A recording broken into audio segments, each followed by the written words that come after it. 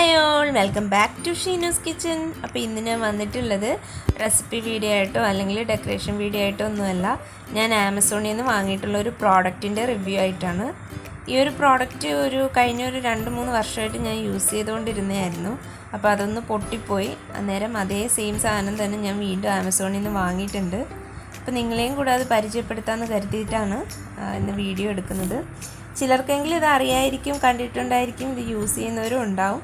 എങ്കിലും ഞാൻ എൻ്റെ ഒരു എക്സ്പീരിയൻസ് പറയാണ്. അപ്പോൾ ഇതാണ് സംഭവം. ഇതിൻ്റെ റേറ്റ് വന്നിട്ട് 179 രൂപയാണ്. അപ്പോൾ ഈ ഒരു പ്രോഡക്റ്റ് ഉണ്ടെങ്കിൽ നമുക്ക് കേക്കൊക്കെ ഈവനായിട്ട് തന്നെ ലെയർ ചെയ്യാനായിട്ട് പറ്റും. വളരെ എളുപ്പമെന്ന് ബിഗിനേഴ്സിനൊക്കെ വളരെ ഹെൽപ്ഫുള്ളായിട്ടുള്ളൊരു സംഭവമാണിത്. അപ്പോൾ ഇതാണ് സംഭവം. ഇതിൻ്റെ ഉള്ളിലൊരു സ്പ്രിങ് ഉണ്ട്. അപ്പോൾ ആ സ്പ്രിങ് വെച്ചിട്ടാണ് നമ്മളിങ്ങനെ പ്രസ് ചെയ്യുമ്പോൾ ഇത് അങ്ങോട്ടും ഇങ്ങോട്ടും ആകുന്നത്. ഉണ്ടോ, ഓരോരോ ലെയേഴ്സായിട്ട് ഇതിൻ്റെ ഉള്ളിലുണ്ട്. അപ്പോൾ അതനുസരിച്ചിട്ട് നമുക്ക് കേക്കിൻ്റെ ഓരോ ലെയറിൻ്റെ തിക്നെസ്സും ഇതനുസരിച്ചിട്ട് നമുക്ക് ചെയ്തെടുക്കാനായിട്ട് പറ്റും. അപ്പോൾ ഇനി ഇതെങ്ങനെ ചെയ്യുന്നതെന്ന് ഞാൻ കാണിച്ചു തരാം. അപ്പോൾ അതിനായിട്ട് ഇതുപോലുള്ളൊരു ബ്രെഡ് നൈഫ് വേണം, നല്ല നീളമുള്ള കത്തി വേണം. അപ്പോൾ ഈ ഒരു കത്തി വന്നിട്ട് 14 ഇഞ്ചിൻ്റെയാണ്. ഇതിൻ്റെ മേളിലോട്ടുള്ള സൈസിലുള്ളത് നമുക്ക് അവൈലബിൾ ആണ്. ഇതും ഞാൻ ആമസോണിൽ നിന്ന് ഒരു 2 years ബാക്ക് മുന്നേ മേടിച്ചതാണ്. അപ്പോൾ ഇനി ഇതെങ്ങനെ ഇതിലേക്ക് സെറ്റ് ചെയ്യുന്നതെന്ന് കാണിച്ചു തരാം. ഇത് ഇങ്ങനെ ഒന്ന് പ്രസ് ചെയ്ത് പിടിക്കുക. അപ്പോൾ കണ്ടില്ലേ, ഇതിൻ്റെ ഉള്ളിൽ ഇങ്ങനെ ഓരോരോ കള്ളികൾ ഉണ്ടാവും. അപ്പോൾ അതിൻ്റെ ഉള്ളിലേക്കാണ് നമുക്ക് കത്തി വെച്ച് കൊടുക്കേണ്ടത്. അപ്പോൾ ഞാൻ എപ്പോഴും സെക്കൻഡ് ആ ഒരു ഇതിലിട്ടിട്ടാണ് കട്ട് ചെയ്യാറുള്ളത്. നിങ്ങൾക്ക് കേക്കിൻ്റെ ലെയറിന് നല്ല തിക്നെസ് വേണമെങ്കിൽ അതിൻ്റെ മുകളിലേക്ക് ഇട്ടാലും മതിയാവും. തിക്നെസ് കുറച്ചിട്ട് വേണമെങ്കിൽ അതിൻ്റെ താഴേക്ക് സെറ്റ് ചെയ്ത് കൊടുക്കാം. ഈ ഒരു രീതിയിൽ നമുക്ക് കത്തിയിലേക്ക് ഈ ഒരു പ്രോഡക്റ്റ് സെറ്റ് ചെയ്ത് കൊടുക്കണം.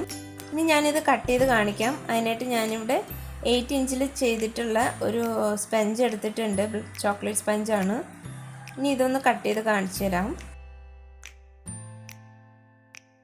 ഇതുപോലെ അങ്ങനെ വെച്ചിട്ട് ജസ്റ്റ് അങ്ങോട്ടും ഇങ്ങോട്ടും ഒന്ന് ആക്കി കൊടുത്താൽ മതിയാവും. പിന്നെ സപ്പോർട്ടിന് വേണ്ടിയിട്ട് നമ്മുടെ ഒരു കൈ കേക്കിൻ്റെ മുകളിലേക്ക് ഇങ്ങനെ ഒന്ന് പ്രസ് ചെയ്ത് പിടിക്കാം. അപ്പോൾ ഫസ്റ്റ് ലെയർ കട്ട് ചെയ്തെടുത്തു.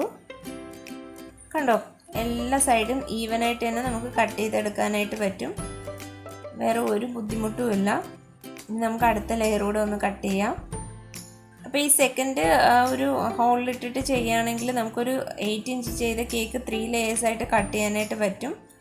അതുപോലെ 7 ഇഞ്ചൊക്കെ ആണെങ്കിൽ നല്ലോണം 4 ലെയേഴ്സും 5 ലെയേഴ്സും ഒക്കെ നമുക്ക് കട്ട് ചെയ്യാനായിട്ട് കിട്ടും. അപ്പോൾ ഈ ഒരു രീതിയിൽ 3 ലെയേഴ്സ് ഇവിടെ കട്ട് ചെയ്തെടുത്തിട്ടുണ്ട്. ഇതിപ്പോൾ എൻ്റെ കേക്ക് നല്ല മേൽഭാഗം നല്ല ഫ്ലാറ്റായിട്ട് ഇരിക്കുന്നത് കാരണം ഞാൻ അതിൻ്റെ മേളിൽ നിന്ന് കട്ട് ചെയ്ത് മാറ്റുന്നില്ല. ഇപ്പം നിങ്ങൾക്കത് പൊന്തിയിട്ടൊക്കെയാണ് ഇരിക്കുന്നതെങ്കിൽ നിങ്ങൾക്ക് ആ ഒരു ഭാഗം കട്ട് ചെയ്ത് മാറ്റാവുന്നതാണ്.